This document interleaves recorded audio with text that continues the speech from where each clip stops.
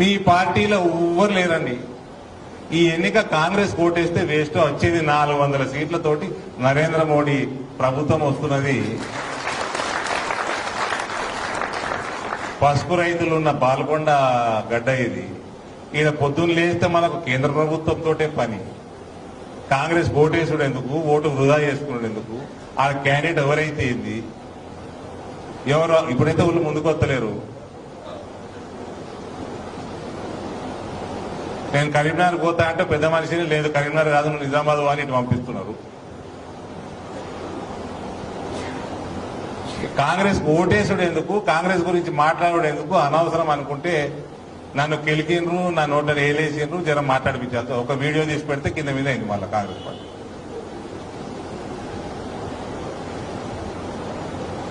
అరవింద్కి అహంకారం అని సృష్టిస్తున్నారు. మన మన మన దగ్గర ఉండే కదా ఒక పాత సరుకు ఉన్నది, కొంతగా 2-3 ఉన్నారు, నిల్చుంటే 2000 ఓట్లు రావు. నేను పేర్లు తీసుకోను, ఒక కథ చెప్తా. కథ కాదు, నిజమే చెప్తా. మా నాయన కాంగ్రెస్ అధ్యక్షుడు ఉండే, రాజశేఖర రెడ్డి గారు ముఖ్యమంత్రిగా ఉండే. ఆయన ఎట్లా నడిపిండో అందరూ తెలిసిన విషయమే. ఓ పెద్ద మనిషి వచ్చాడు మా ఇంటికి 2008లో. ఏం రాబోయే సీను, అసలు మెసలు ఇస్తలేరు పార్టీలు, అసలు మెసలు ఇస్తలేడు రాబోయే కాదా రాజశేఖర రెడ్డి. ఇక మీరు ఊహించుకోండి.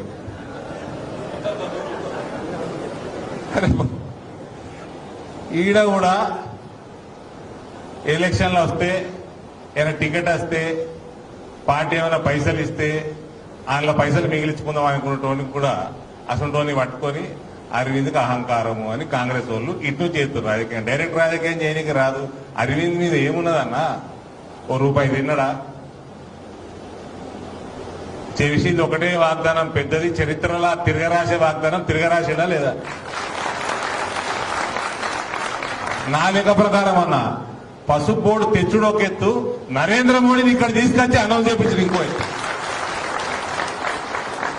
ఇంకా అటువంటి నాయకుడు వచ్చి ఇక్కడ అనౌన్స్ చేసిపోయింది, ఆయనకు తెలియదా ఎటువంటి ఆఫీస్ ఈడ పెట్టాలి, ఎటువంటి ఆఫీస్ దేశం మొత్తం జాతీయ పసుపు బోర్డు అది అని చెప్తే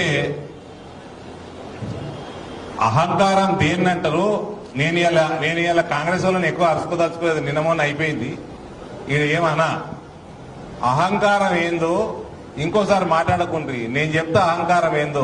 ఒక హిమాంత బిశ్వ శర్మ ఎందుకు వెళ్ళిపోయాడు, ఒక మమతా బెనర్జీ ఎందుకు వెళ్ళిపోయింది, ఒక శరద్ పవార్ ఎందుకు వెళ్ళిపోయాడు, ఒక మూపనార్ ఎందుకు వెళ్ళిపోయాడు, ఒక డి శ్రీనివాస్ ఎందుకు వెళ్ళిపోయాడు, ఒక జగన్మోహన్ రెడ్డి ఎందుకు వెళ్ళిపోయాడు.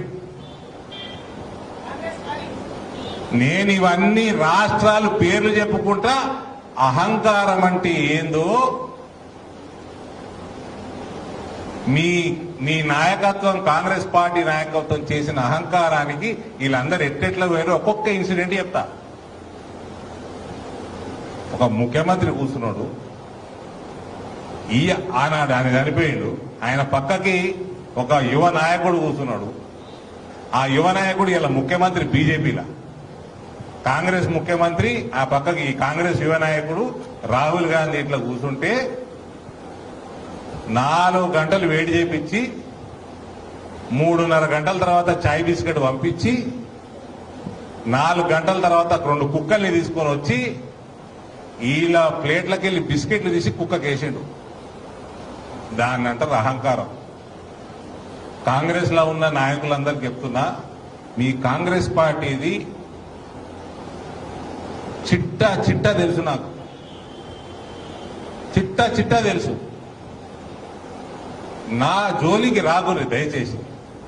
మీకు ఎవరన్నా క్యాండిడేట్ని పెట్టుకోండి, మీరు ఏమన్నా ఓట్లాడుకోండి, నేను మర్యాద ఓట్లాడదు ఎలక్షన్. కానీ నా మీద ఏదైనా రుద్దాలనుకుంటే మీ ప్రతి చిట్టా తెలుసు. మీకన్నా తెలంగాణ కాంగ్రెసే తెలుసు, నాకు కాశ్మీర్కి వెళ్ళి కన్యాకుమారి మొత్తం తెలుసు కాంగ్రెస్ పార్టీ. ఊకే పరువు తీపించుకోకూరి, మీది మీరే సెల్ఫ్ గోలు. అద్దాలు పెడతాడు అరవింద్ అహంకారం. ఎందుకు అహంకారం? ఊరికే. అదే రకంగా ఇప్పుడు కన్నా పసుపు రైతుల మీద ఏమైనా ప్రేమ ఉంటే వాళ్ళకేమైనా మేలు చేసే కార్యక్రమం చేయండి. పసుపు బోర్డు వచ్చింది, దాని కార్యాలయాలు వస్తాయి, ఈయనే కాదు దేశవ్యాప్తంగా వస్తాయి. ఏమేమైతున్నాయి నాకు తెలుసు కదా. అయినో ఇక్కడ అమిత్ షా వచ్చిండు కొరుట్లాల 200 కోట్లు పెట్టి పసుపు రీసెర్చ్ సెంటర్ పెడతా అన్నాడు. పసుపు ఎగుమతులు 400% పెంచుతాం ఇంకా అన్నారు. మీకు చేతనైతే పసుపు రానున్న కాలంలో రేట్లు పెరుగుతాయి, ఇంకింత దాని రేట్లు పెంచనీకి మీకు చేతనైతే మీ రాష్ట్ర ప్రభుత్వం మీద ప్రాసెసింగ్ యూనిట్ పెట్టుంది. రాష్ట్ర ప్రభుత్వం ప్రాసెసింగ్ యూనిట్ పెట్టుంది. లేదా బిజినెస్ వాళ్ళకి ఫ్రీ ల్యాండ్ అలొకేట్ చేస్తామని చెప్పుండ్రి, వాళ్ళకి ఇన్సెంటివ్లు ఇవ్వండి, రిజిస్ట్రేషన్ ట్యాక్సులు మాఫ్ చేయండి, నీళ్ల కనెక్షన్లు, రోడ్ కనెక్షన్లు, కరెంట్ కనెక్షన్లు ఫ్రీగా తెచ్చేయండి. గుజరాత్ లా నరేంద్ర మోడీ ఇవన్నీ చేసే గుజరాత్ని పెంచుకున్నాడయ్యా.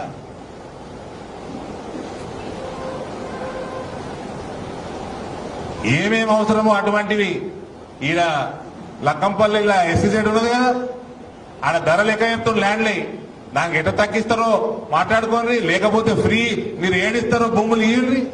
గవి మాట్లాడరు కానీ ఇంకా ఆయన వచ్చి ఇక్కడ చెప్పినాక నిజామాబాద్ ఆఫీస్ పెట్టాలి, ఆయన వెళ్ళదా నిజామాబాద్ ఆఫీస్ పెట్టాలి.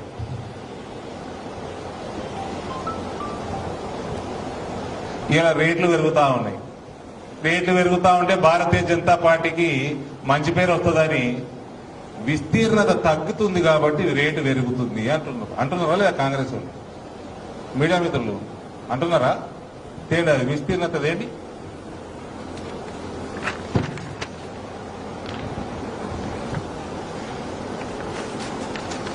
మన నామినేషన్ వేసిన ఉన్నారా ఇక్కడ? ఓ మా మహేందర్ ఉన్నాడు కదా. మహేందర్ కాంగ్రెస్ వాళ్ళు అంటున్నారా స్వామి విస్తీర్ణత తగ్గుతుందని అంటున్నారా? 2018-19 భారతదేశంలో ఉన్న పసుపు పండించే విస్తీర్ణత 2,61,922 హెక్టార్లు. 2022-23 3,25,611 హెక్టార్లు. 60,000 హెక్టార్లు పెరిగినాయి 4 ఏళ్లలో. అంటే 1,50,000 ఎకరాలు పెరిగింది. తెలంగాణ రాష్ట్రంలో తగ్గింది. పసుపు రేట్లు తెలంగాణలో ఎంత వండుతుందో దాని మీద ఉండదు పసుపు రేట్లు. అంతర్జాతీయ రేట్లు, జాతీయ రేట్లు, భారతదేశం మొత్తంలో ఎంత పసుపు పడుతున్నది దాన్ని బట్టి ఓవరాల్ సప్లై మీద ఉంటుంది. సప్లై పెరిగింది, తగ్గలేదు. మీడియా మీద